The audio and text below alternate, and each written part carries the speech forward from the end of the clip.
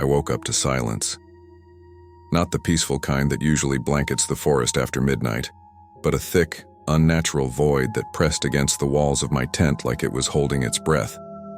My ears strained for the usual sounds, wind brushing. Through the trees, the distant rustle of nocturnal life. But there was nothing, just dead air. Then I smelled it. Rot. Thick and metallic like something had died inches from where I slept. My stomach turned, and for a moment I thought I might throw up. I unzipped the tent flap with shaking fingers, expecting maybe a raccoon or a deer carcass. But what I saw nearly made me scream. Dead animals. Dozens of them, surrounding my tent in a perfect silent ring. Rabbits, squirrels, birds, all lying still with wide, glassy eyes. No wounds, no blood, just dead. My breath caught in my throat. The air was colder now, sharp and biting like winter had crept in overnight. I stepped out, barefoot on the pine needles, turning in a slow, disbelieving circle. Something had done this, something intelligent enough to make a pattern. And as I stood there, I felt it, watching me, from somewhere just beyond the tree line. I should have listened to the old man at the gas station. He had this weathered face, leathery from years under the sun, and when he saw the gear in my truck bed, tent, backpack, fuel canister, he asked, "Where are you headed?" I told him about the clearing near Black Hollow Ridge. Said I'd read about it in some hiking forum. Untouched, isolated, perfect for solo camping. His eyes narrowed. That place don't like people, not for a long time now. I laughed it off, chalking it up to local superstition. But his face didn't change. People go missing up there, weird things, animals act strange. If you hear the woods go quiet, leave. I thanked him, filled up the tank and drove off. I'd been planning this trip for weeks. No cell service, no distractions, just the forest and me. A reset. The hike in was beautiful, sunlight filtering through pine trees, a soft breeze, birdsong. I set up camp by a small stream, miles from the nearest trail. The air was fresh, the ground dry. It felt like I had the entire world to myself. That night I lit a small fire and listened to the sounds of the forest.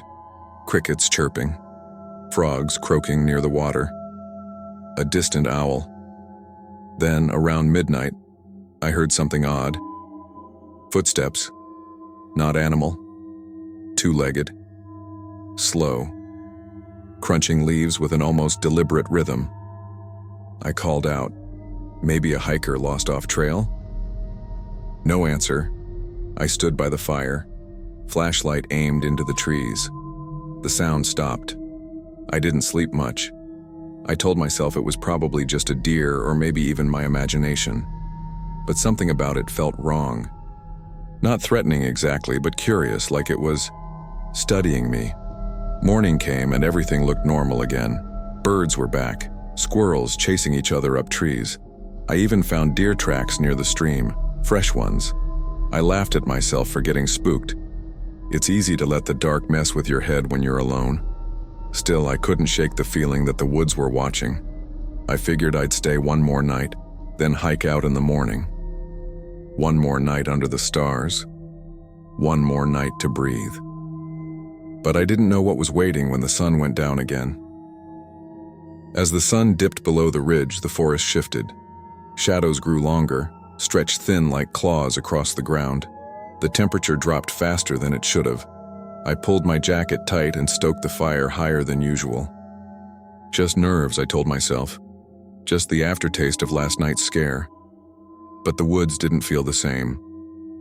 Even the stream sounded quieter, like the water was trying not to make too much noise. I tried to read but couldn't focus. Every so often I'd look up and scan the trees, expecting to see something. Nothing was there. Just dense woods, still and dark.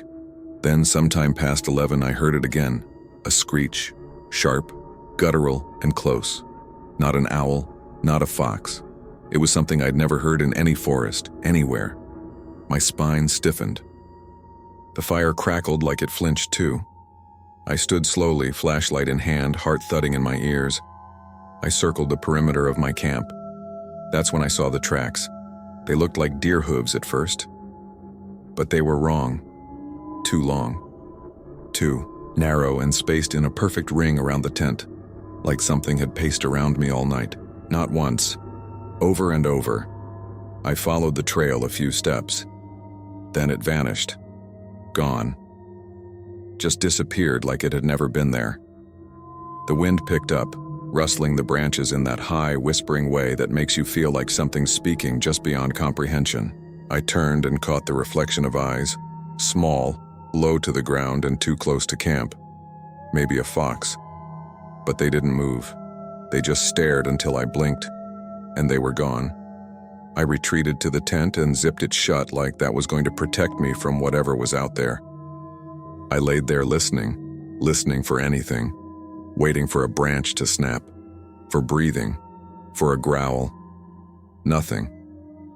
Then, just as I started to nod off, I heard it again. Not a sound this time. Movement. A brushing against the side of my tent, low and slow, like fingers dragging across the nylon. Once. Twice. I froze. My breath shallow. I didn't dare speak. I didn't dare move. Something was out there, and it wasn't afraid of me. I don't remember falling asleep. Maybe I blacked out from exhaustion. All I know is, when I opened my eyes again, the world had gone wrong. The first thing I noticed was the smell. That same thick metallic stench, stronger this time. So strong it felt like it clung to the inside of my mouth. I unzipped the tent, my hands trembling, and the moment the air hit me, I gagged. They were everywhere. Dozens of dead animals just like before, but closer now. Some even touching the base of my tent. Birds, rabbits, a deer with its eyes rolled back white. Their bodies were twisted, contorted in ways that didn't make sense, their mouths open, as if they'd died mid-scream. I stumbled out barefoot again, the cold soil biting at my feet. My flashlight beam jittered across the carnage, and for a second, I thought I saw something move. But it was just a wing twitching in the wind. No wounds, no blood. Like their life had just been taken. That's when I saw it, drawn in the dirt about 10 feet from my tent. A circle of crude symbols carved deep into the soil, shapes that didn't belong to any language I'd ever seen. I stepped closer, heart hammering, and realized something else. The bodies formed a perfect ring around that symbol. Like an offering, my phone. I scrambled back to the tent and grabbed it, praying for service. Nothing. I checked the battery. Dead. I had charged it fully the night before. Then, from behind me, I heard breathing. It was soft at first, almost human, but slow, deliberate. I turned my flashlight toward the sound, but the beam flickered. Once, twice, and died. The world went dark. The breathing stopped. I stood frozen, clutching the useless phone, every instinct screaming to run. But my legs wouldn't move. The silence felt alive, pulsing, waiting. Then I heard the crunch of leaves right behind me. I spun around, and for a split second my eyes caught something. Tall, thin, antlered, watching. And then, it was gone. Like it had never been there. That's when I realized, whatever this was, it wasn't random, it had chosen me. I don't remember running. One moment I was frozen, flashlight dead in my hand, and the next I was crashing through the trees like something had taken control of my legs. I didn't think. I didn't look back, I just moved. Branches whipped across my face, roots snagged my boots, but I didn't care. I needed distance. Any distance from that thing. The trees thickened around me. The deeper I went, the less the moonlight reached. It felt like the forest was swallowing me whole. My breath came in short, sharp bursts, clouding the freezing air.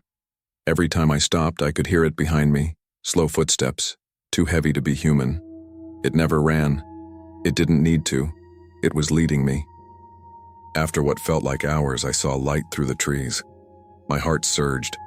I broke through into a clearing and froze. It was my camp, my tent, my fire pit, the ring of corpses. I had circled back. Impossible. I spun around, screaming into the trees, but my voice died fast, eaten by the stillness. That's when I saw it, standing on the opposite edge of the clearing. Tall, pale, antlers stretching like branches toward the sky. Its face was wrong. No eyes, no mouth, just a void. And its limbs moved like they were attached by strings, jerky, weightless, silent. It raised one arm and pointed toward me. The fire pit reignited on its own, flaring to life with no flame, just a ring of white heat that burned cold. The bodies twitched, not alive, just reacting, like puppets on invisible lines. I backed away slowly, then turned and ran again. But no matter where I went, left, right, uphill, downhill, the forest folded into itself. Every path led back. The trees grew tighter, closer, whispering my name in voices that sounded like mine. At some point, I stopped trying. I sat down in the dirt, staring at the fire, the bodies, the thing in the trees. It never came closer, it just watched. I don't know how long I sat there. Time stopped mattering. The night stretched on forever, and in that endless dark, something broke inside me. Not fear, something worse. Understanding. This wasn't a predator. It was a ritual, a cycle, and I was just the latest offering. They never found me. Weeks later, hikers stumbled across my camp, still intact. My tent untouched, fire pit cold. But the animals, they were still there, preserved, not rotting, not even stiff, as if frozen in the exact moment they died. The forest rangers couldn't explain it. No signs of a struggle, no tracks, no prints, just silence and death. The journal I left behind was half soaked from the dew, pages warped, ink bleeding, but parts were still readable. Enough to make them wonder, enough to make them afraid. Locals say the ridge is cursed. Others whisper it's protected by something old, something that doesn't want to be known. They closed the trails for a while, posted warning signs. But people are curious. People forget. I know this because I'm still here. I never left, or maybe I was never meant to. The forest breathes differently now. It knows me. I feel it when the wind moves through the trees, when the sun fails to warm the ground, when the silence returns and the scent of rot drifts in like a memory. Sometimes late at night, new footsteps circle my tent, and I wait, because soon, someone else will come. The forest won't let me leave. I've been walking in circles for 3 days. My compass spins like it's drunk, my phone's dead, and the trail markers I carved into trees vanish by morning. Every direction leads back to the same cold fire pit, the same mossy rock, the same feeling that something is watching me. I came out here to disappear, just for a weekend. City life had me wound too tight, and a solo camping trip deep in Pine Brook National Forest sounded like the kind of silence I was craving. No traffic, no phones, no people. Just me, the trees, and my thoughts. But now the silence feels wrong. It's too still, too expectant, like the woods are holding their breath. At night, I hear footsteps circling my tent, light, deliberate, and never close enough to catch. When I finally unzip the flap, there's nothing. No animals, no wind, just the trees, all facing me like they've inched closer somehow. I've screamed. I've run. I've cried. The forest doesn't care. It watches. This trip was supposed to help me escape life for a while. I didn't know I'd be fighting to escape the forest instead. I left my car at the trailhead just after sunrise. The ranger station was unmanned, the logbook sun-bleached and curling at the edges. I scrawled my name, the date, and my planned return, Sunday evening.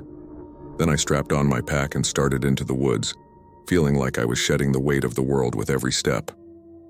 Pine Brook had a reputation among hardcore hikers. Remote, underdeveloped, and hauntingly beautiful. A haven for those looking to unplug. It stretched for miles with barely marked trails and dense pockets of untouched forest. I'd done harder hikes before. I thought I was ready. By mid-afternoon, I'd reached a ridge overlooking the canopy below, the kind of view you see on postcards. Amber sun leaking through towering pines, birdsong echoing down the valley.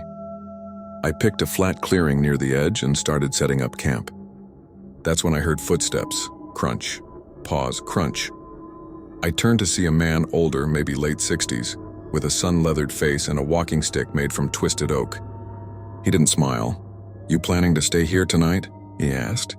"Yeah," I said, still holding a tent pole. Why? He glanced at the tree line behind me. Don't pitch near the ridge, and don't be here after sundown. I half laughed. You a ranger? No, he said flatly, but I've seen what happens out here. This place doesn't like being watched when it gets dark. It watches back. Before I could ask what he meant, he turned and walked off the trail, vanishing between two thick pines like the forest had swallowed him whole. I stood there, tent half up, heart thumping. Rationally, I chalked it up to backwoods paranoia, maybe just an old guy trying to spook a city hiker for laughs. Still, something about the way he said, "It watches back," it didn't feel like a joke. I moved my tent a few yards back just to be safe. As the sun dipped behind the trees, a strange chill swept through the clearing. The wind died and the shadows stretched long and crooked. I told myself it was just nerves, but I barely slept that night. Every sound felt too close. Every tree too tall. Every silence too loud. By morning, the forest looked different. Colder, duller, like it had been drained of color overnight. The air felt heavy, thick with dew and something else I couldn't name.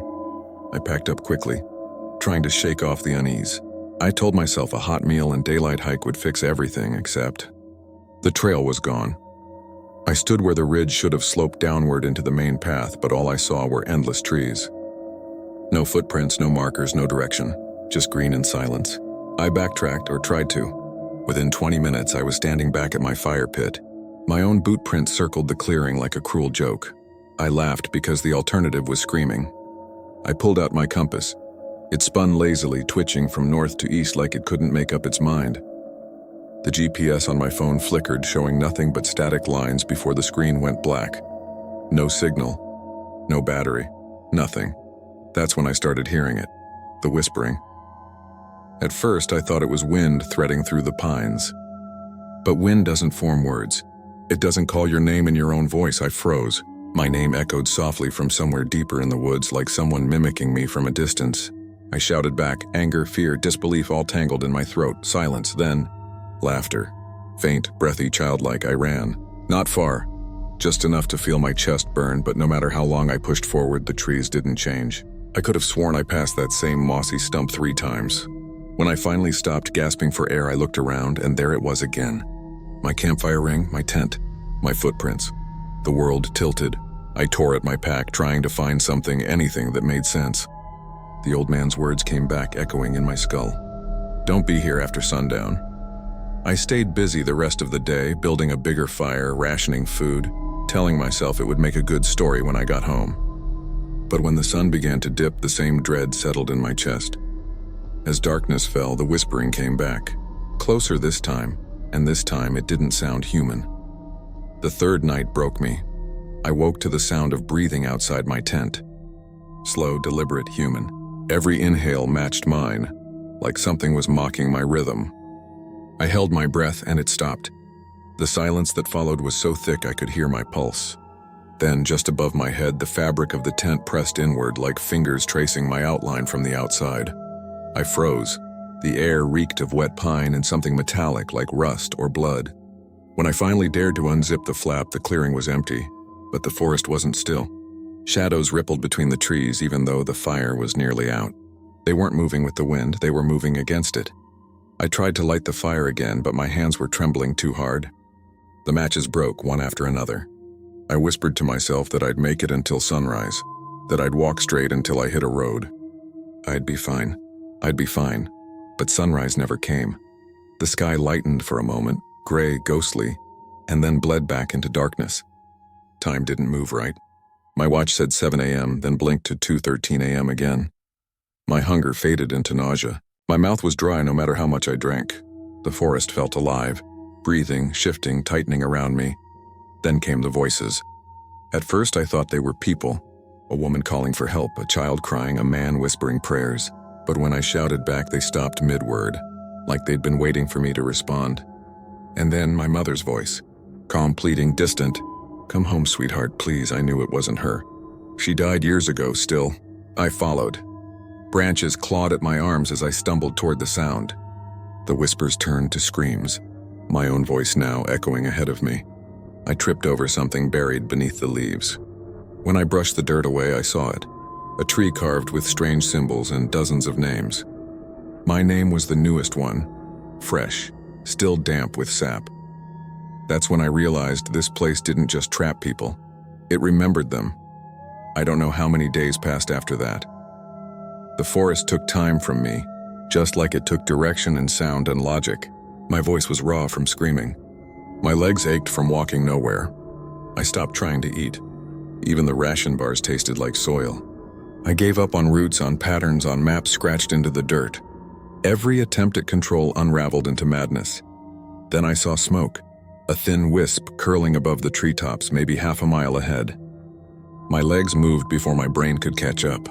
I tripped, clawed through undergrowth, tore skin and fabric, but I didn't stop. Something in me believed salvation was waiting there. Another camper, a ranger, someone who knew how to beat this place. What I found was an old campsite. Rotten gear, a collapsed tent, moldering clothes crusted to the forest floor. Everything long abandoned, overgrown, but not forgotten. A journal sat beneath a warped cooking pot wrapped in plastic and twine.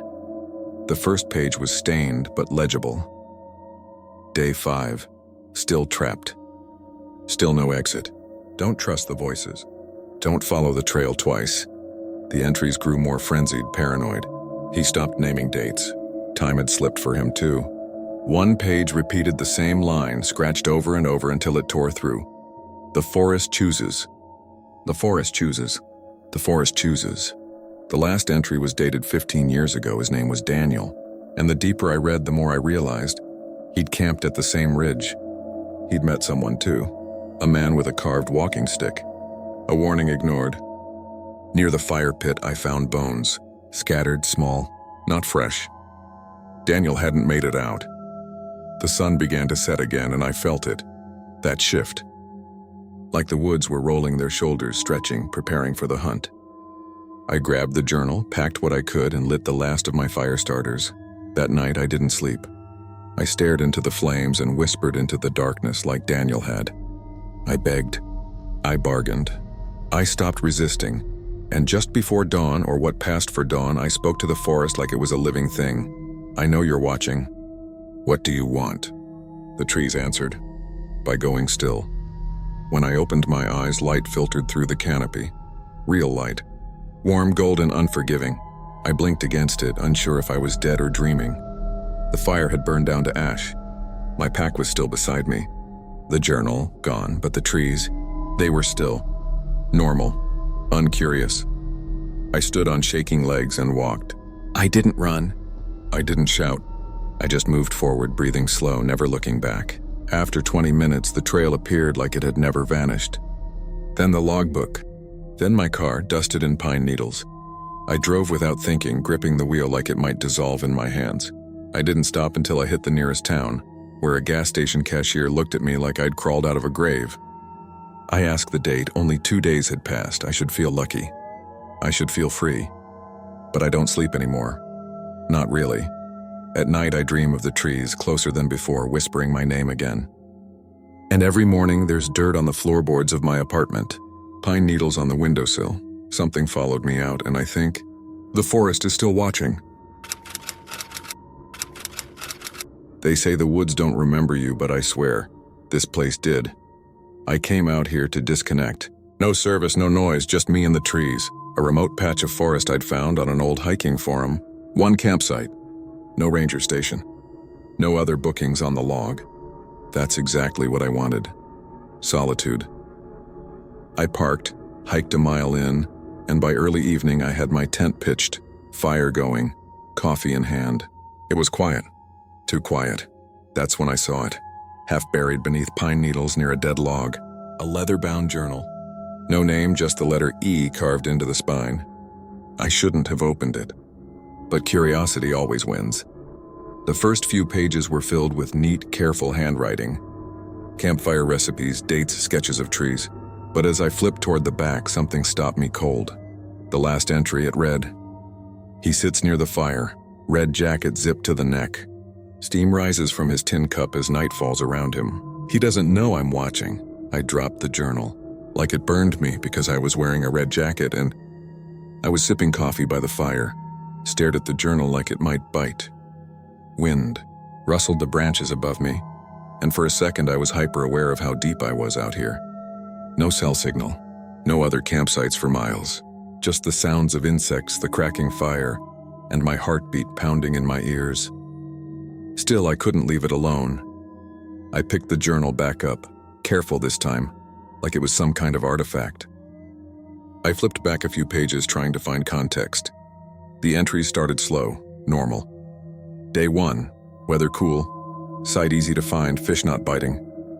Notes about a solo trip. The handwriting was crisp, almost obsessively neat. The author, whoever E was, had included a small map of the area, even a sketch of the clearing I was sitting in. Same fire ring, same tree stump, same downed log.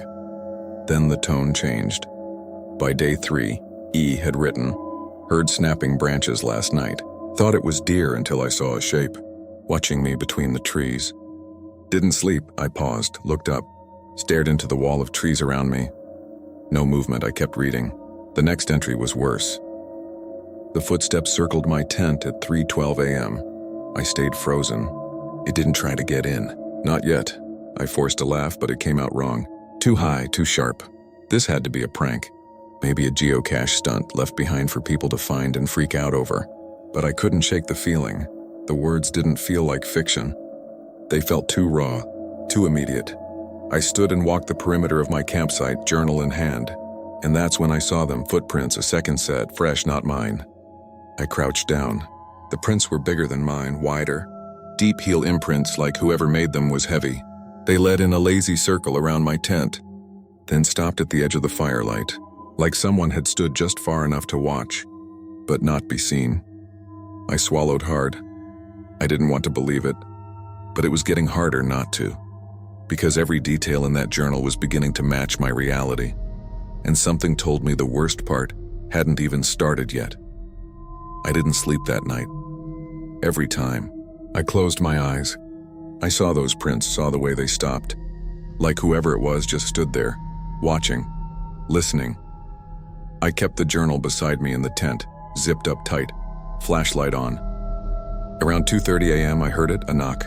3 short taps, not woodpecker fast, not wind knocking a branch kind of thing, just knock, knock, knock, right against the back of my tent. I stopped breathing. I didn't move. I waited, clutching the flashlight like it was a weapon, heart hammering so loud I was sure it would give me away. Then silence. Not even crickets. I must have dozed off near dawn, because when I woke, there were faint scratches along the canvas, like fingernails or claws had traced slow circles outside my head while I slept. I stepped out, blinking in the cold gray light, and I saw it, a rope, hanging from a branch. Rough, frayed, forming a noose. I stared up at it, feeling sick. It hadn't been there yesterday. I would have seen it. It swayed gently in the breeze like it had all the time in the world. I went straight back to the journal. The next entry chilled my blood. Last night I dreamed I was buried alive. Woke up screaming, clawing at the air. Found the rope this morning. It's a warning. It's getting closer. There were other details too. Dreams of being chased, waking up with bruises and cuts with no memory of falling. He described shadows moving at the edge of his vision, lights flickering deep in the woods. But it was the final line of that entry that made me recoil. If you're reading this, it knows you now too. I slammed the journal shut. I had to get out, screw the tent, screw the food. I grabbed my pack and bolted through the trees, heading for the trail. But after 30 minutes, I ended up right back where I started. Same clearing, same fire ring, same damn noose swinging overhead. I stood there, panting, stunned. Then I heard a soft thump behind me. The journal had landed on my sleeping bag. To a new page, it described everything I'd done that morning. Word for word. I didn't write in the journal, I swear I didn't. But there it was, my morning, step by step. The panic. The running. The moment I found myself right back in the clearing. All of it captured in the same clean handwriting. I ran my fingers over the page, hoping to feel wet ink, some sign it was fresh. But it was dry, like it had always been there. I tried again to leave, took a different trail, marked trees with my knife, kept the sun to my left. I walked for over an hour. When I finally stepped into another clearing, my stomach dropped. It was the same one. My campfire was still smoking. The noose was still swinging. and now a Polaroid photo sat propped against my backpack. I picked it up with shaking hands. It was me, asleep, inside the tent. The photo had been taken from outside the nylon wall. The flash had lit up my silhouette through the fabric.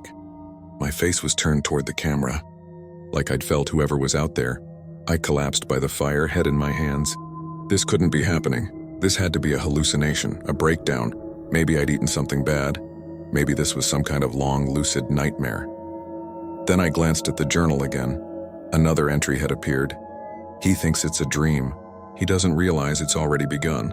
Night falls soon. It's coming. I backed away from it like it was radioactive. Whatever this was, whoever wrote this was still here, watching, maybe closer than I realized. I tore pages out, tried to set them on fire. They singed at the edges, curled black, but refused to burn completely. Like the book was protecting itself, I screamed into the forest, "Who's out there? What do you want?" No answer, but I felt it, the shift, the weight of attention pressing down on me from somewhere just beyond sight. Like something enormous and ancient had just turned to look at me. And it wasn't curious. It was hungry. I couldn't stay in the open. As the sun began to dip, I packed the journal reluctantly and zipped myself into the tent. I gripped my flashlight like a lifeline and waited. The trees outside stopped moving. Even the wind had gone still. The moment the last sliver of sun vanished behind the trees, everything changed. The forest didn't go quiet. It held its breath. Even the usual chorus of night creatures fell into a choking silence. Inside the tent, the air grew thick, almost syrupy. My flashlight flickered, then steadied. I kept it trained on the journal, which now lay unopened beside me. I didn't want to look again, I couldn't. But then I heard it, a voice. Not a whisper. Worse, a murmur. Like someone was talking to themselves just outside the tent. Too low to make out words, but constant, circular. It moved around me slowly, as if pacing, like it had all night to kill. I held my breath. Then came the handprints. 5 fingers pressing softly against the tent wall, just above my head. They dragged down slowly like someone tracing lines in fogged glass. I flinched back, heart slamming against my ribs. Another set of prints appeared near the zipper. Then another. They were everywhere. Hands, palms, fingers, all pressing in from outside. I fumbled for the flashlight, my hand slick with sweat, and aimed it toward the journal. It had opened. New page, new sentence. He won't make it to sunrise. The words didn't feel like a warning anymore. They felt like a promise. The light flickered again, then went out completely. Total blackness swallowed me. I couldn't hear my own breathing anymore, only the soft zip of fabric. I froze.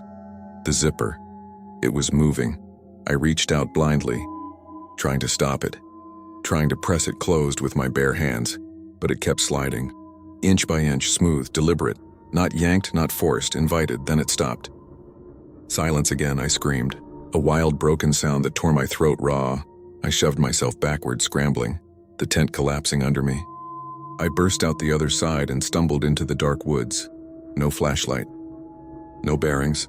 Just blind terror, but something followed. Not footsteps, shadows. The kind that shift even when there's no light to cast them. Branches snapped to my right, then my left. A breath brushed the back of my neck. And in the dark, I finally understood what the journal had been trying to tell me. It wasn't predicting my story, it was writing it. As it happened, I don't remember how I got out. I woke up 3 days later in a ranger station, dehydrated, hypothermic, muttering nonsense. They said hikers found me wandering barefoot along the road, journal clutched to my chest like a lifeline. I don't remember them. I barely remember myself. They said the campsite was abandoned when they went to check. Tent shredded. No sign of struggle, but a rope still hung from a tree limb, swaying in the wind like it was waiting for someone else. I tried to throw the journal away. I burned it, I watched it turn to ash, but it came. Back showed up on my doorstep this morning, clean, untouched, waiting, and when I opened it, God help me, there was a new entry, written in the same neat handwriting. He tells his story to anyone who will listen. He thinks it will help. It won't. Below that, a blank line, and below that, your name. You're holding the book now, aren't you? You're wondering if this is just a story. It isn't. And tonight, when you hear the zipper start to open, don't run. Just remember, it's already written.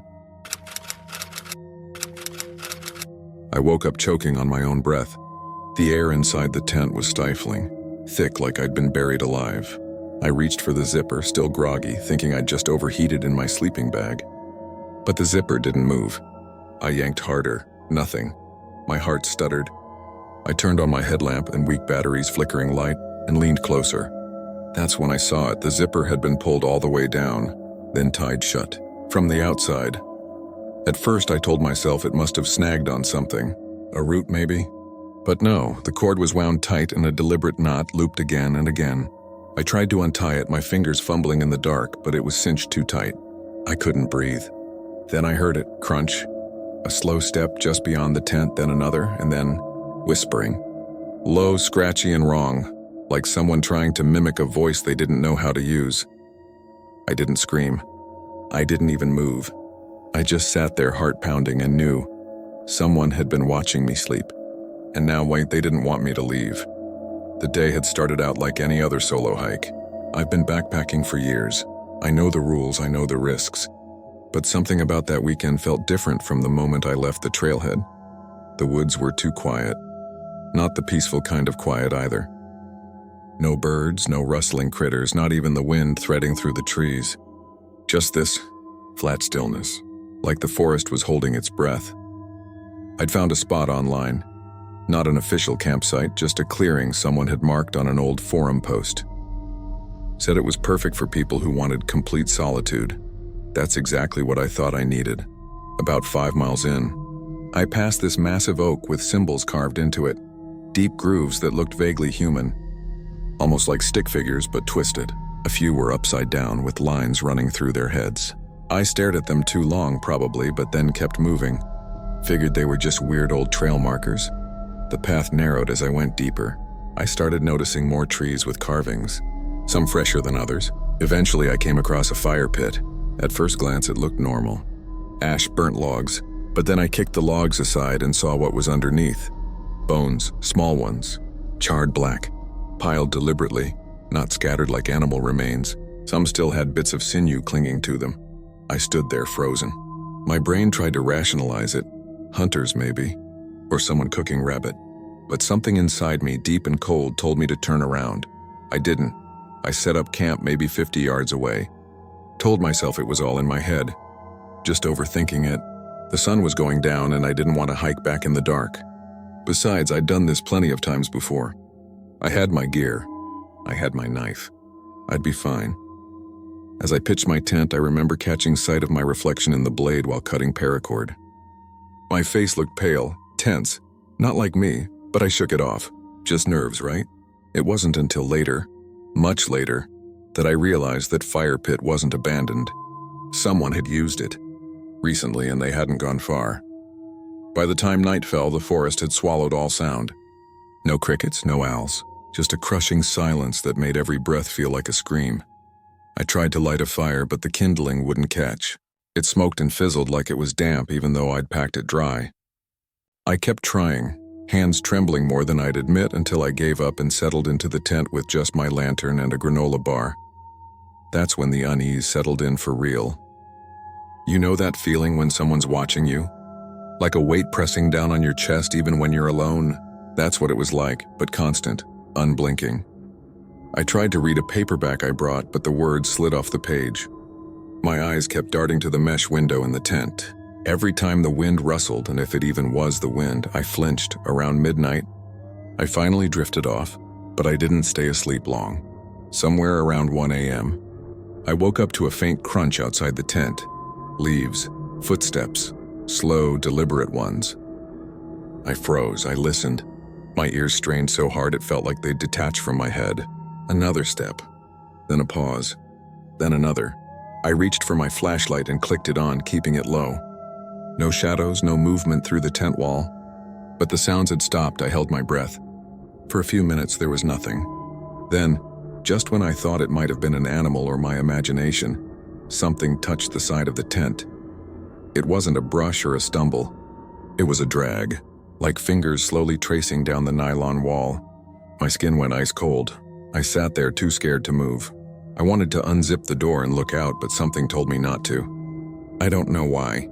Just instinct. The dragging stopped. Silence again. I waited and waited. Eventually, maybe 20 minutes later, I convinced myself it had been a deer. Or maybe a raccoon. Something harmless. Something explainable. I turned off my light and laid back down, heart still racing. I wish I'd listened to my gut and left right then, because something had come to my tent that night, and it wasn't finished with me yet. I must have fallen asleep again after that. The next thing I remember was waking up with this sudden urgent need to pee. I checked my watch. 3:12 a.m. The forest was blacker than ink outside, the kind of dark that feels heavy. I grabbed my flashlight, unzipped my sleeping bag, and reached for the tent zipper. It wouldn't move. I tugged lightly at first, then harder. It was stuck. I pulled again, harder this time. Nothing. I thought maybe the fabric was caught in the teeth, so I clicked on my flashlight and aimed it down. That's when I saw it, a cord. A thin paracord, the same kind I used to tie my gear, looped around the zipper handle and knotted tight. From the outside, I froze. My first thought wasn't fear, it was confusion. Like my brain refused to process what my eyes were seeing. I whispered, "What the hell?" and tugged again, but it didn't budge. I tried to untie it through the fabric, fingers trembling so hard I could barely grip. It was too tight, too deliberate. That's when I heard it. A sound so soft it barely registered at first, a shuffle. Then another, just beyond the tent. Moving slow. "Hello?" I whispered. "Who's there?" Nothing. Then a low, wet breathing sound. Close. Too close. I turned off my flashlight instantly, heart hammering. I pressed my ear to the nylon wall. The breathing stopped. Silence again. My pulse thundered in my ear so loud I thought it might give me away. Then someone, whispered my name.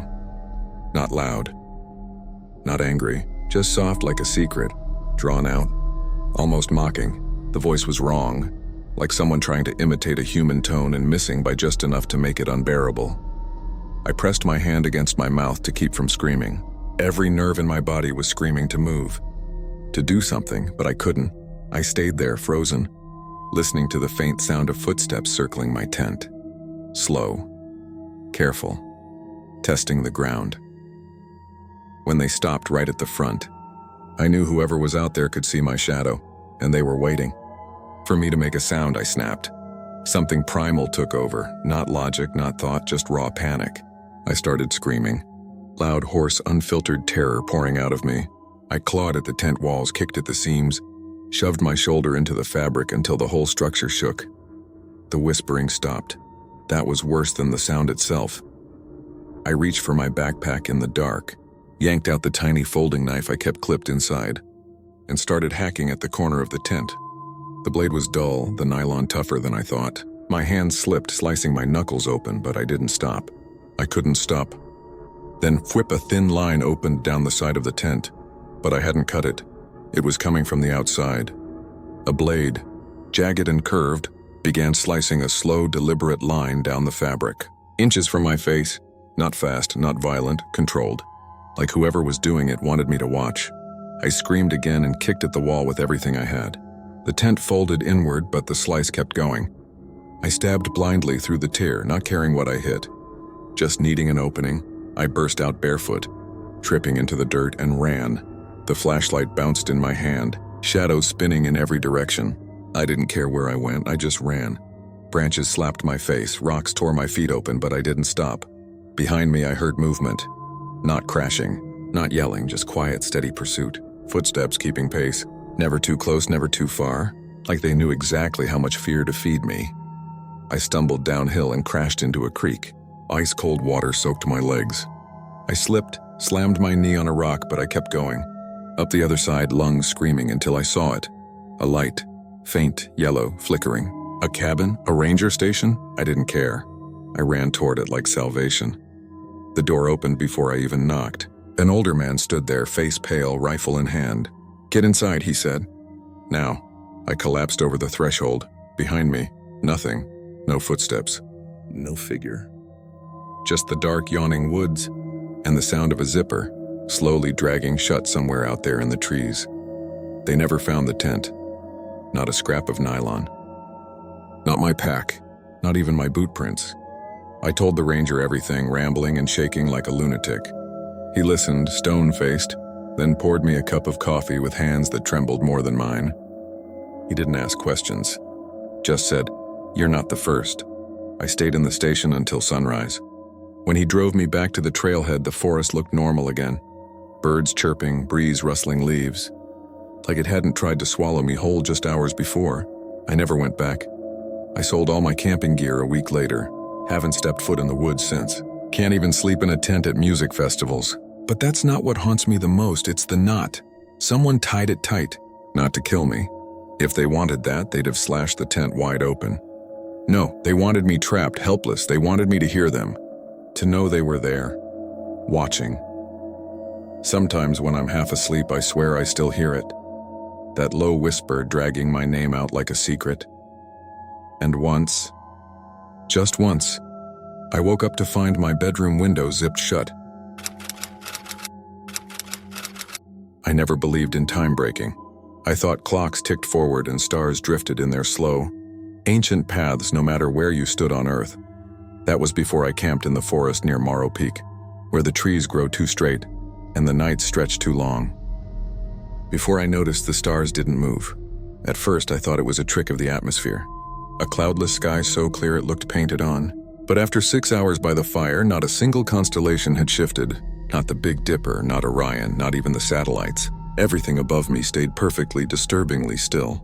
Like the sky had paused. It should have fascinated me. Instead, it made my skin crawl. I checked my watch. Midnight. Then 1 a.m. Then 3. But the sky? Frozen. Like a lie pretending to be the night. That was when the forest started whispering. Not voices. Not words, just repetitions, echoes. Sounds that didn't fit. I should have left. I should have run when I still could. But I didn't. I stayed, and I saw what was behind those stars. Now no matter where I go, no matter where I sleep, the sky still watches me, and the stars still don't move. It started as a getaway. I'd been spiraling, burnout, noise, too many screens, too much everything. So I packed up my gear, shut off my phone, and drove 4 hours into the middle of nowhere. Morrow Peak wasn't even on Google Maps properly, just a blotch of green and a few threads of old hiking trails. The draw? Stargazing. Some blog had called it the last true dark sky in the state. No light pollution, no noise. Just you, a tent, and the universe. Exactly what I needed. The locals at the nearest town weren't exactly welcoming. They looked at me like I'd said I was going into a war zone. One woman behind the diner counter said, "That place messes with the clock." I thought she meant time passed quickly when you were off-grid. She just smiled, flat and distant. The drive up was steep and winding. Pines so thick they blocked the sun even during the day. No cell service, no trail markers past a certain point. But I found a spot to set up camp in a small clearing surrounded by trees that reached so high they seemed to touch the sky. I pitched the tent, built a fire, and waited for night. It came fast. And it was beautiful. Too beautiful. Like something trying to be perfect. The stars blinked on one by one, brighter than I'd ever seen. No haze, no flickering. Like diamonds glued to black glass. I laid on my sleeping mat outside the tent, staring up in awe. I even whispered a quiet thanks for peace. The kind of peace you forget exists. Then the first odd thing happened. I glanced at my watch, 9:42 p.m. The fire was low, the woods quiet except for crickets. I dozed a little. When I looked again, nearly an hour had passed, but the stars hadn't moved. Not an inch. I sat up, confused. Normally, over time, you see a shift. Constellations glide. The earth turns. But everything overhead was still in the exact same position. I rubbed my eyes. Maybe I was tired. Maybe I misjudged. I set a rock beside me. I'd watch the sky and check again in another hour. I didn't sleep that night. An hour passed, then 2. I didn't move. Just sat there staring up, waiting for the sky to do what it had always done since the beginning of time. Nothing changed. Not a single star. The rock I'd set as a marker hadn't shifted its shadow. Not even slightly. My watch now read 12:04 a.m., ticking forward like normal, but the world above me was locked in place, like time had forgotten this patch of earth. I stood up and turned in circles, checking every horizon. No moon movement. No satellites passing overhead. Just stillness. A silence so thick it pressed against my chest. The crickets had stopped. The fire, which should have been dying down by then, still burned with a steady flame, unnaturally steady. No flicker, no sputter. Like it too was part of the illusion. I started whispering to myself anything to fill the air. This is fine. This is just a weird night. Could be a pressure thing. An atmospheric layer. You'll laugh about this later, but my voice didn't sound like mine anymore. It echoed strange, like it came back a half second too late. The wind stopped, not slowed. Stopped. Not a single leaf stirred. I picked up my flashlight and walked to the tree line just to move to prove I wasn't stuck. I aimed the beam at the forest floor and paused. There were footprints. My footprints looping. Not outward, not from exploration, but circling the camp several times. I hadn't walked them, and yet they were mine. I backed up toward the fire, that steady, unblinking fire, and looked at my tent. The fabric shimmered slightly. Not like nylon in the breeze, but like heat distortion on pavement. I blinked and it was normal again. I sat back down and stared at the stars, daring them to move, willing them to prove I was wrong. And that's when I noticed something else. The stars weren't twinkling. They weren't glowing or flickering like they should. They were just on. A fixed brightness. Flat, almost painted. My chest tightened. My hands shook. Something was watching, not from the woods, from up there. I didn't know how, but I knew. Like the way you feel eyes on you in a crowd, even when you can't find who they belong to. And that night sky was staring back. I decided to leave. It was probably 2, maybe 3 in the morning, though my watch had frozen at 11:09. The second hand ticked, but the numbers never changed. I packed fast, barely rolling up my mat, stuffing everything into my pack with frantic hands. The flashlight worked. The compass didn't. I didn't care. I'd taken a mental note of the trail. Just follow the stream back to the ridge. 30 minutes to the car, maybe 40. I walked and walked. The trees stretched endlessly on both sides, but the stream never bent. No curves, no forks. Just a straight line of water cutting through forest that felt too quiet, too symmetrical. Then I saw the same boulder I'd passed earlier. Same split down the middle, same patch of moss. I was back where I started, my campsite. The fire was still burning, but I'd put it out. I stood there, breathing heavy, looking down at my own footprints, fresh again, circling the perimeter. I hadn't made them. I dropped my pack and sprinted in the opposite direction, crashing through trees, tearing through brush. 10 minutes, 15. My legs ached, lungs burned, and then I broke into the clearing again. Same camp, same fire, same loop. That's when I heard it, a low hum, barely audible like distant machinery, except it wasn't coming from the ground, it was coming from above. I looked up, and for the first time I noticed that the sky wasn't just still, it was wrong. The blackness behind the stars wasn't space. It wasn't depth, it was flat like a canvas, or a ceiling, and the hum was getting louder. My eyes began to water. Pressure built in my ears like I'd gone underwater. The trees around me didn't sway, they vibrated almost imperceptibly like they were tuning to something. I yelled, just to make sound, just to break the hum, but the sound came back to me, not as an echo, but as a perfect copy. From behind me, I turned slowly. There was no one there, just more trees. And behind them, nothing, just a blackness that wasn't shadow, a void without edges. I backed toward the fire, heart pounding so loud I thought I'd pass out. The hum stopped, then the forest exhaled, one long breath, like it had been holding it in all night, and something in the sky blinked. It blinked again. I don't know how else to describe it. One of the stars, no, what I thought was a star, dimmed for a second, then flared back to life. Not a flicker, a blink. And when it did, the hum returned, louder this time, layered. Like a choir holding a single note from beneath the earth and above the sky at once. The ground trembled beneath me, just slightly, but enough to make the fire ripple like water even though there was no wind. Then I saw it, on the far side of the clearing, a figure, human-shaped, but wrong. Too tall, thin like a shadow stretched by moonlight. Its arms hung motionless by its sides. Its head tilted all the way back, gazing straight up. It didn't move, not even to breathe, but I could feel it, like it was anchoring the silence. I whispered something without meaning to. I don't even remember the words. It was like my mouth was borrowing language from somewhere else, and that's when I finally looked up again. I mean, really looked. The stars weren't stars, they were eyes. Hundreds, no, thousands of them. Some large and glowing white, others pinpricks of red or gold or pale green. All of them staring down through a false sky, watching, waiting. One of them blinked again, slower this time. A vertical slit, reptilian and enormous, and when it did, the entire forest flickered. Like a skipped frame in a film. The trees jittered. The figure across the clearing vanished, then reappeared 5 feet closer, still staring up. I stumbled back, tripping over my own gear. I felt my body vibrating with that same frequency. That hum that wasn't sound anymore, it was in me. In my teeth, my bones, my thoughts, my hands were shaking violently. I looked at my watch. Still 11:09. The seconds had stopped, but something behind the glass was moving, like something small and alive had crawled inside the mechanism and was pushing against it from the inside. I screamed. Or I think I did. I grabbed my pack and ran.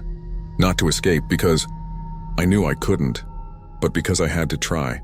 The stars didn't follow me, because they didn't need to. They were already inside. I don't remember getting home.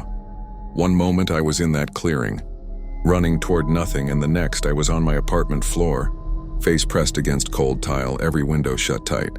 My pack was beside me, muddy, damp, untouched. But something's wrong. I haven't aged. My beard growth hasn't changed. My food hasn't spoiled. The calendar still reads the same day I left. October 9th, it's been weeks, or maybe minutes. I don't know anymore. I tried telling someone, my sister, a coworker, but they just stared like I was speaking in another language. One even said, "You were never gone," but I was. I know I was, and the worst part? The stars still don't move. No matter where I go, no matter what sky I stand under, they're always exactly where I left them. No drift, no arc, just watching. I've stopped checking the time. It means nothing now. Some nights I hear the hum again, low and distant like the sky remembering me. And when I close my eyes, I see them.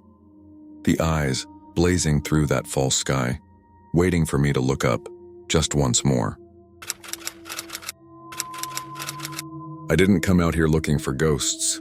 All I wanted was quiet, real quiet. The kind that wraps around you like a blanket. The kind that makes you feel small enough to forget everything that hurts. I thought a weekend alone in the woods would be enough. Just me, a tent, and a campfire to chase off the cold.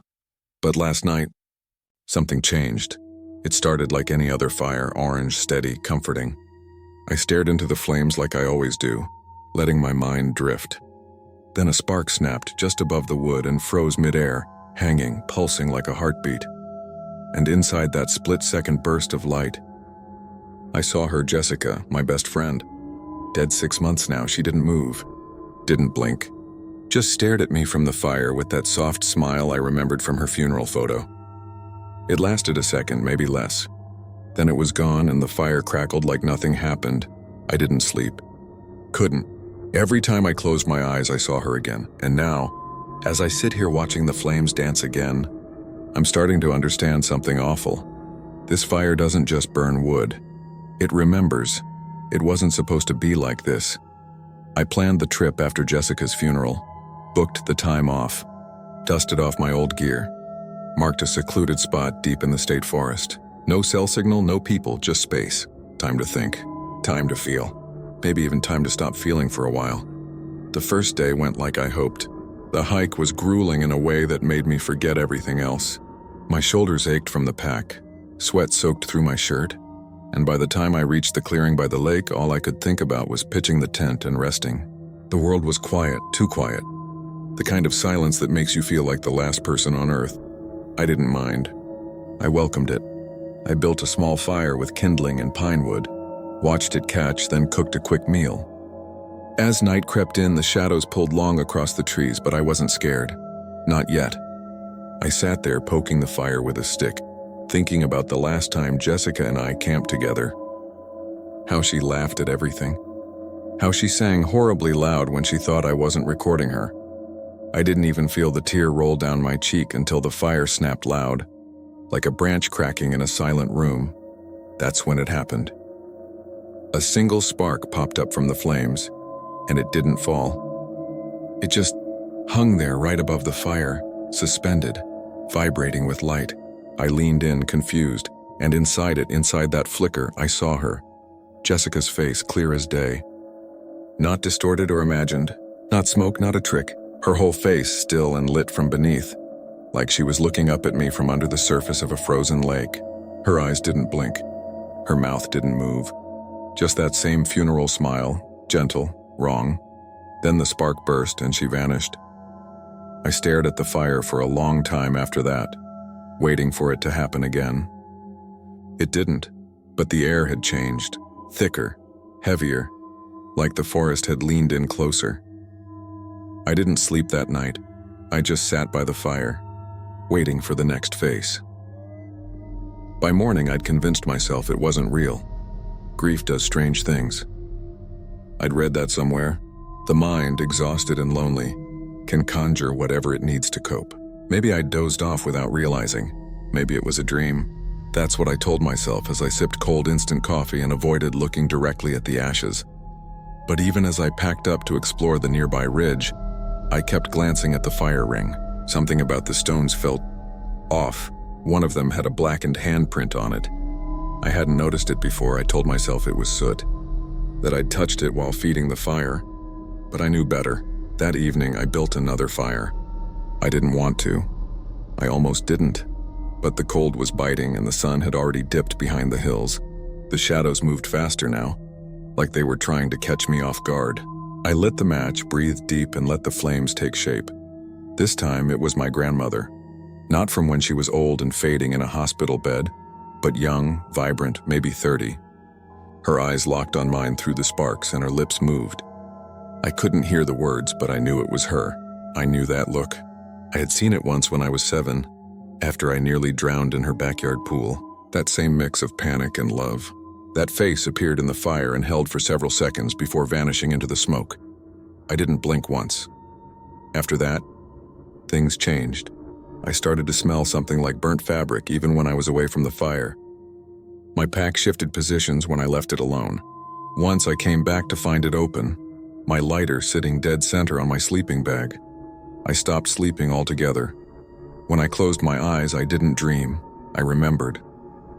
Every face I'd ever watched lower into a casket, every eulogy I'd sat through, every pair of eyes I'd seen shut forever. They all felt close again, too close. And each night the fire showed me another. A neighbor who died in a crash, an old classmate from middle school. They weren't just memories, they were visiting. By the third night, I stopped pretending it was my imagination. The fire wasn't just showing faces anymore. It was speaking, or trying to. Every time a spark shot upward, I'd catch a whisper, half a word, maybe less. It didn't sound human, not exactly. Like breath being forced through flame, twisting into something almost familiar. The fire would hiss, sputter, and pulse with light whenever I leaned closer, as if reacting to me. I didn't know if I was terrified or hypnotized. That night, the wind picked up. The forest groaned with it, branches swaying like dark arms. I sat close to the fire, knees drawn to my chest, watching. The flames flared again, and there she was, Jessica, not smiling this time. Her expression was hollow, frantic. She mouthed something again and again, her image stuttering with the crackle. I leaned closer, straining to hear. 3 words. Don't feed it. The fire popped. Her face flickered out. I stumbled back, heart hammering. The logs hissed, but I hadn't added any new wood. The fire should have died hours ago, but it burned hotter now, brighter. The shadows around me deepened until the trees looked like black walls. I could feel the heat crawling up my arms, dry and suffocating. I grabbed my canteen and dumped the water onto the flames. It didn't go out. It hissed, angry. The fire shrieked, actually shrieked like metal tearing. I fell backwards, scrambling away as smoke rushed up in a column. Inside it, dozens of faces swirled together. People I knew, people I'd loved. All of them staring, mouths open, soundless screams twisting in the smoke. When it finally cleared, the fire was gone. Just embers. A faint red glow. But when I turned around, the forest was full of light. Tiny flickers. Dozens of them. Campfires. all burning far off between the trees, as if other people had lit them. Only there were no other people, and from every direction, I could see sparks rising, faces flickering briefly in each one. Some I recognized, some I didn't, but one of them was mine. Smiling back from the fire, I ran. No gear, no map. Just me crashing through branches, lungs seizing with panic. I didn't care where I went, I just needed to get away from that clearing. From those faces, from the fire that showed me. But the forest didn't care. No matter how far I ran, no matter how long I pushed through the dark, I kept ending up at the same place, the blackened fire pit. My footprint from earlier, my half-melted lighter resting on the same moss-covered rock. My breath puffed white in the freezing night air, but I was soaked in sweat. I tried putting distance between us again, this time marking trees as I went, scratching deep X's into the bark with my knife. But when I turned back, less than 10 minutes later, they were gone. The bark had healed, or something had erased them. Time stopped working. Hours bled together. Daylight never came. My watch blinked out. I stopped counting steps. The cold sank deeper than my skin, like it wanted to live inside my bones. That night, I refused to light the fire. I curled into my sleeping bag in complete darkness, whispering Jessica's name like a prayer. I don't know why. Maybe because she warned me. Maybe because I wanted to believe someone was still watching out for me. But the fire lit anyway. No spark. No match. Just sudden blistering flame from wood I hadn't touched. I sat up and froze. Someone was sitting across from me. Same posture. Same jacket. Same cuts on the knuckles, me, but not me now. Me as I'd looked yesterday, the day before. Before the sleepless nights, the panic, the trembling hands.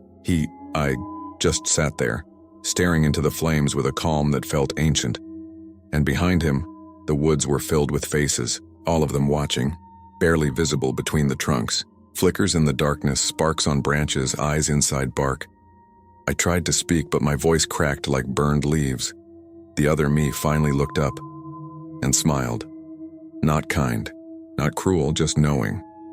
Then he whispered, not with his mouth, but through the fire, "You're almost ready." The flames surged. I don't remember falling asleep when I woke. The fire was out. The forest was quiet again, not peaceful but empty. My limbs were stiff, my skin ice cold, but I wasn't dead. Not yet. I packed what was left of my gear. I didn't bother with direction. I just walked. For once, the woods didn't fight me. The trees seemed to part as I moved. I recognized the trailhead by the way the silence changed. The sound of distant traffic. A breeze that didn't taste like ash. My car was still there. I didn't look back. It's been 3 weeks since I left the forest, but I haven't truly left. Every night I dream of fire. I see new faces in the sparks. Some I know, some I haven't met yet. But they all have one thing in common. They're dead, or soon will be. And sometimes, just before I wake, I see myself again. A new version, paler, emptier, closer. Last night, the fire flared in my apartment fireplace. I never lit it. And tonight, I can smell the smoke already. I think the fire followed me home. I didn't want to come out here, but after the year we had, it felt necessary. Me and my little brother, one last trip before he left for college. No phones, no screens. Just the two of us and a lake surrounded by silence. The kind of place that smells like pine needles and wood smoke. Clean, forgotten. The campsite was beautiful, in that untouched way most people would overlook. There was a fire ring, a picnic bench that had seen better days, and a long stretch of lake framed by crooked trees. As we unpacked the gear, my brother called out from the shoreline, "Dude, check this out." I followed his voice and saw it, an old rope swing hanging from a thick branch that stretched over the lake. It swayed lazily in the breeze. The rope looked frayed but solid. But there was something off. The bottom, where someone would sit, was soaked.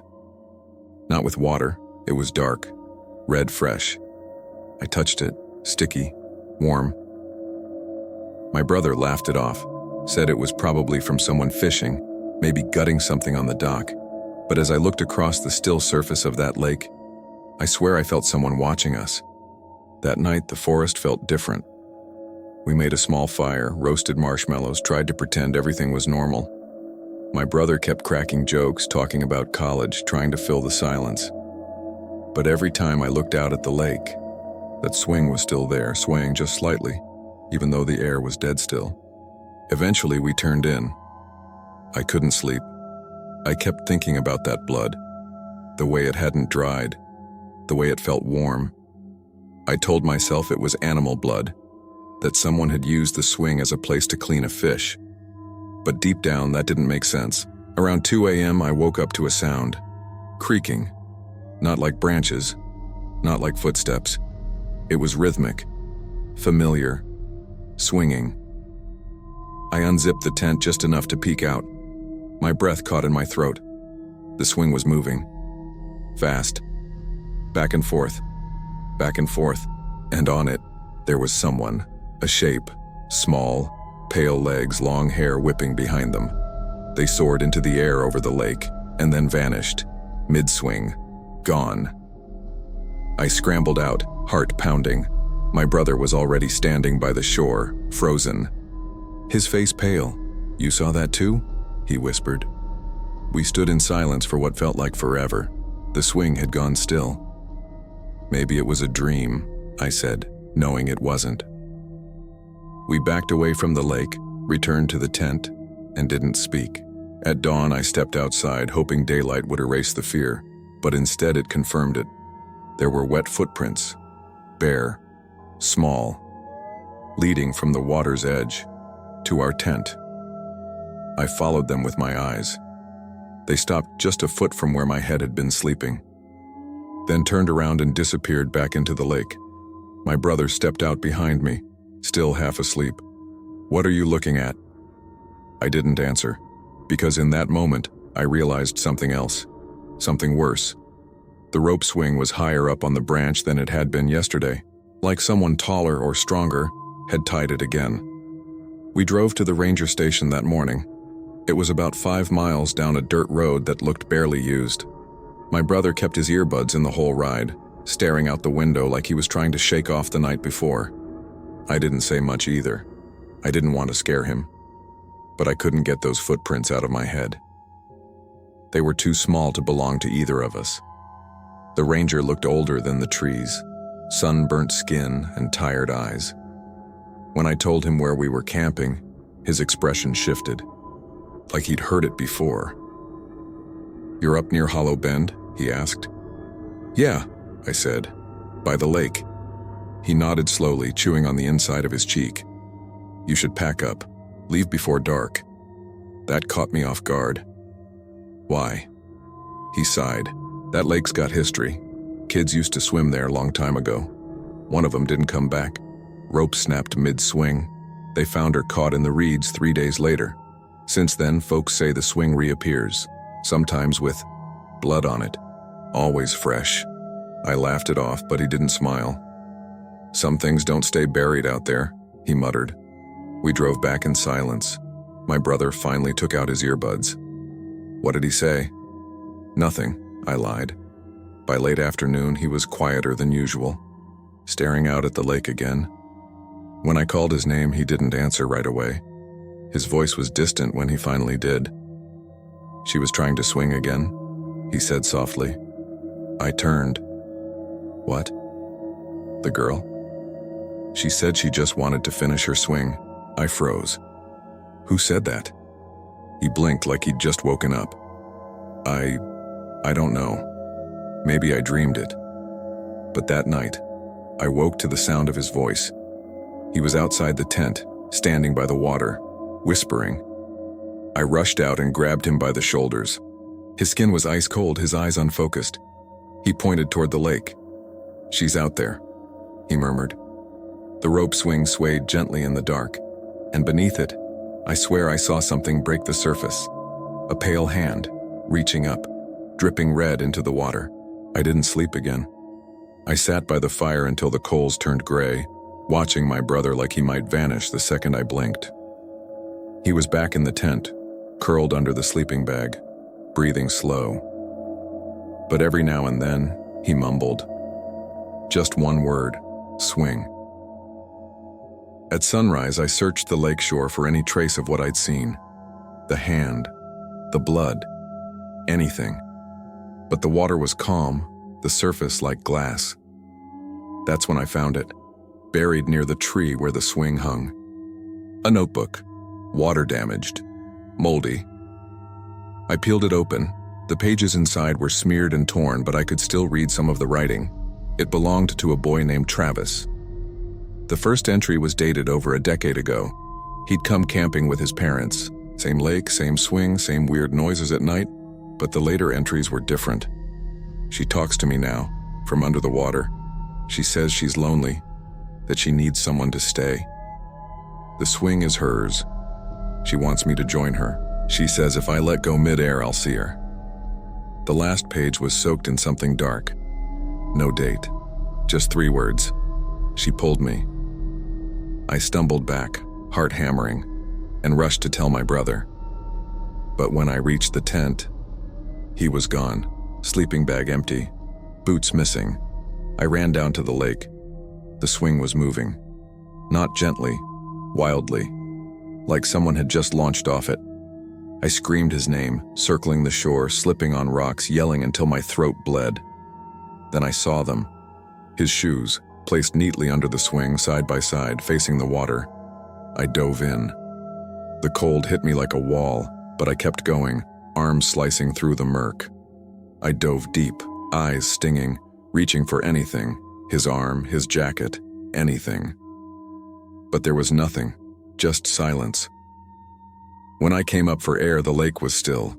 The swing had stopped, the shore was empty, and the tent, gone. No tracks, no bags, no sign anyone had ever been there.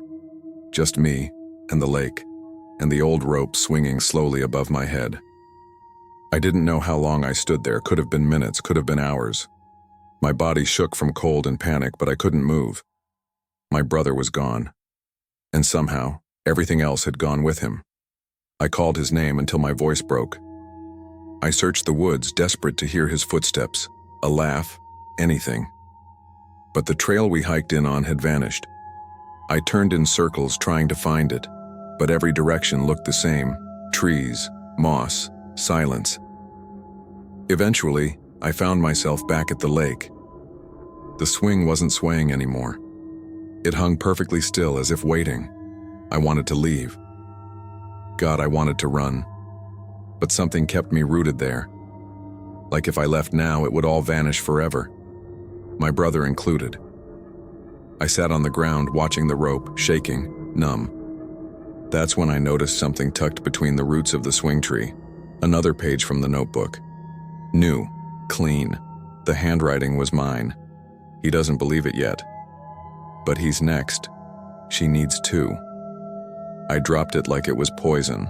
My heart thudded so loud it hurt. I backed away, but the swing creaked on its own, back and forth, back and forth.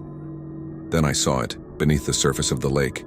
A face, not my brother's. A girl, pale, hair floating around her like seaweed. Eyes wide open, staring straight up at me. Smiling. I ran. Didn't know where I was going, just away. I tripped, fell, kept running. Branches whipped my face, roots caught my feet, but I didn't stop. I ran until the trees broke open and I collapsed onto gravel. Voices, flashlights.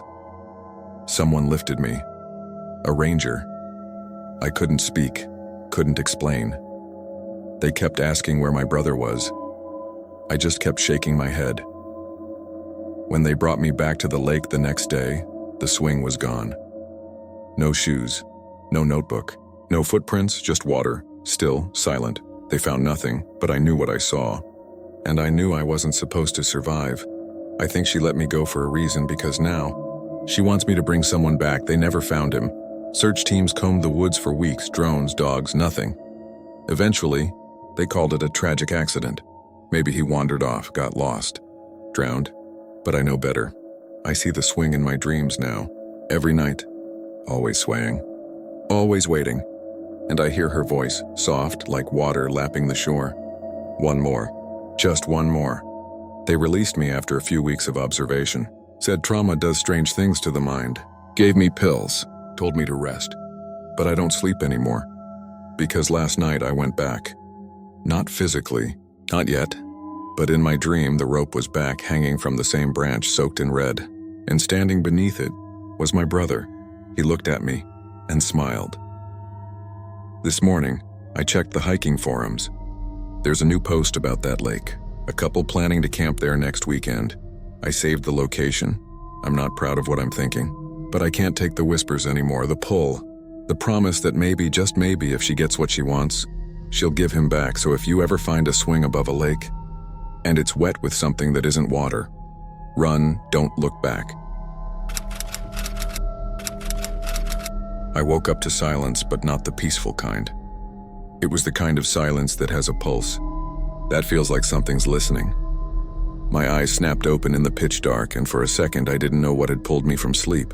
Then I heard it. A low, slow creaking sound. Not from the trees. From my tent. I reached for my flashlight, but before I could even flick it on, I saw it. Felt it. The walls of the tent were moving. Pressing inward. Like someone or something was pushing against the nylon from every direction. Not a single shape, multiple. One right behind my head. One at my feet. Two more, opposite sides, slowly pressing in like careful testing fingers. I shouted. No response. Just the sound of the tent fabric groaning under pressure. But when I unzipped the door and lunged out with my light, there was nothing. No one. And yet the walls hadn't sagged on their own. They'd pushed in, deliberately. Timed. I know what I felt. Whatever touched my tent that night. It wasn't human, and that wasn't even the worst part. I wasn't even supposed to be out there. After the breakup, I just needed air, space, a place where no one could reach me. So I packed my gear, grabbed my camera, and headed toward Gallows Range, an untouched patch of national forest I'd read about on a backcountry forum. Few people hiked it. Fewer camped. That was the appeal. The drive out was uneventful. Old logging roads, faded trail markers. I parked at an unmarked pull-off and followed a dried-up stream bed into the woods. I didn't use GPS. I wanted to disconnect. By the time I reached a clearing that felt right, the sun had already dipped low. The spot was perfect. Flat, soft ground ringed by pines. But something about it felt hollow, like sound didn't carry here. I clapped once just to test it. The echo came back late. Too late. Still I was exhausted and the light was fading. I pitched my tent, rolled out my sleeping pad, built a tiny fire and cooked a can of chili. That's when I noticed the tracks, a set of deer prints near the edge of the clearing, only they weren't right. The hooves were split wider than they should have been, almost bent. One track looked like it had an extra toe. I crouched to take a photo, but the longer I stared, the more my skin crawled. I suddenly felt exposed, like something was standing just behind me, watching. I turned fast. Nothing. Just the trees. But even then, I realized something else. There were no bugs. No gnats, no mosquitoes, no chirping crickets in the grass. A forest with no insects is a dead forest. I tried to brush off the feeling, chalk it up to nerves. New place, long hike, empty headspace. But then, just before I crawled into my tent, I spotted something scratched into the boulder by the fire ring. A circle. Inside it, 4 stick-like lines, each facing outward, carved deep. I didn't take a picture, I don't know why, it's like I didn't want to keep it. I zipped the tent shut that night, thinking I'd just sleep off the weirdness, but the forest wasn't done with me, not even close. The wind picked up around midnight, but the trees didn't move. Not a single branch swayed. No leaves rustled. Just the sound of air howling through trunks that stood like statues. That was the first thing that told me something was wrong. I lay there, staring up at the dark ceiling of my tent, listening to that unnatural wind swirl outside. Every so often it would stop. Dead quiet. Then just as suddenly another gust drone, except this time the air felt warm. Like breath.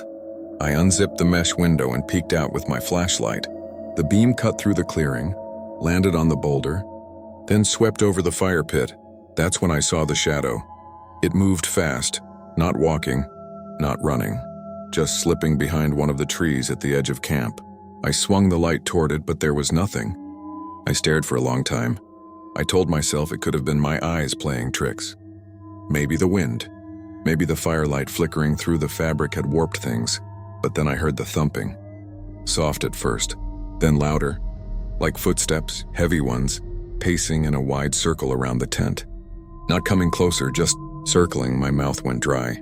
I didn't dare speak. I grabbed my camera and turned it on, switching to video mode, pressing record. The red light blinked back at me like it understood I needed proof. I aimed it toward the mesh, hoping to catch movement. Instead, I caught silence, no shadow. No footfalls, nothing, but I kept hearing it. Slow steps. 1, 2. Pause. 1, 2. I flicked the flashlight toward the zipper, debating whether to open the door. Then I heard something else breathing right outside the tent. Shallow. Close. Inhale. Pause. Exhale. Raised the flashlight with a shaking hand and yanked open the zipper. Fast. Trying to catch whatever was out there off guard. But when the beam spilled into the clearing, there was nothing. Just trees. Fog curling around the pine trunks. No footprints in the dirt. Not even my own. I backed inside, zipped the tent shut again, and sat there, flashlight in one hand, knife in the other. I should have packed up and left then, but I didn't. And that was my last real choice. I don't remember falling asleep. I just remember waking up again, this time drenched in cold sweat, heart hammering like I'd been running. The forest was completely silent. Even the wind had died. Then came the sound, a faint creak, almost like fabric stretching. At first I thought maybe I'd rolled onto the tent wall, but then it happened again, louder this time from behind my head. The nylon shifted inward, pressing softly against my hair. I jerked away, flashlight trembling in my hand, another push. This time from the other side. The wall bulged toward me, fingers, 5 distinct shapes, and pressing from the outside. Slow, deliberate testing. My breath caught in my throat. I just sat there, frozen, watching the impressions move, one by my shoulder, one near my feet, another right in front of my face, the faintest outline of a palm dragging down the nylon. It was like invisible hands were feeling their way across the tent. I whispered, "Stop," before I could stop myself, and they did. For a heartbeat, everything was still. Then from the far corner, the wall inhaled. The fabric expanded outward, then pushed in again, harder, like the whole tent was breathing with me or against me. I lunged for my knife and slashed at the side. The blade caught, tore through the material. Cold air flooded in. I crawled out, half blind, flashlight shaking as I spun it through the clearing. Nothing, no prints, no movement, just mist creeping along the forest floor. I circled the tent slowly, heart racing, waiting to catch sight of whatever had done it. But there wasn't even a mark on the outside of the fabric, not one. And yet the dents were still there, fresh, deep. When I touched one, it was warm. I stumbled back, nearly tripping over the fire ring. My camera, still recording, was lying in the dirt. The lens was cracked, the red light still blinking. When I replayed the footage later, there was nothing but static. But underneath it, buried in the noise, I swear I could hear a voice whispering, counting. I ran. No sense of direction, no bearings, just the flashlight beam slicing through the mist in front of me and my feet slamming the ground hard enough to bruise. Branches clawed at my arms. Roots snagged my boots. But I didn't stop, not until I realized something was wrong.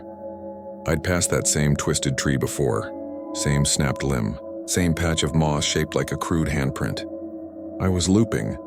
No matter which direction I ran, I kept coming back to the clearing, my camp, my torn tent sagging like a deflated lung. I even tried using the compass clipped to my backpack. The needle spun in lazy, endless circles. Something was playing with me. I shouted for help. Over and over, my voice echoed back each time, just a little off, like someone else was repeating it in the distance and half a second too late, too breathy. Mocking, the fog got thicker. Shapes moved inside it. I thought at first they were trees, but they shifted when I blinked. Human-sized, featureless, swaying gently. Never stepping closer, never speaking, just watching. I backed away slowly, clutching my camera like it could protect me. I took a photo. The flash lit up one of the shapes. Nothing there, but when the photo saved, the image was wrong. The shape had a face, my face. Staring back at me, blank-eyed, I dropped the camera. Everything felt tight, the air, the space, my own thoughts. Like the forest was drawing in around me. I knelt down, head between my knees, trying to ground myself. But the moment I closed my eyes, I felt it again. Hands on my shoulders pressing down, I screamed and flung myself forward, scrambling on all fours through the dirt until my fingers hit something solid. Wood. A door frame. A weathered ranger station like a ghost conjured by fear. I pounded on the door. Nothing. Then, it opened. Slowly, hinges groaning. Inside, a single bulb flickered to life. I stepped in. The fog didn't follow. The moment I crossed the threshold, everything went silent again, but not the comforting kind. The kind that knows it'll see you again. I woke up on the ranger station cot, shivering under a thermal blanket. My shoes were gone, so was my gear.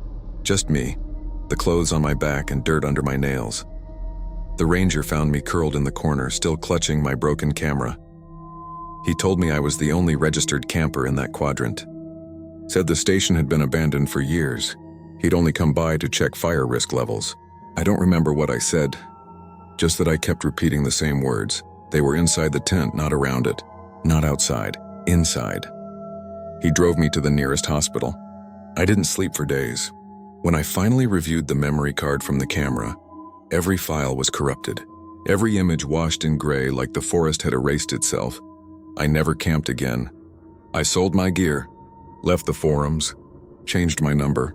But sometimes when I'm lying in bed, late at night, I still feel the pressure. Soft, gentle, testing the walls. I sit up, switch on the lamp, check the corners of the room, always empty. But one day, I know I'll wake up to find them there again, and this time, they won't stop at the walls.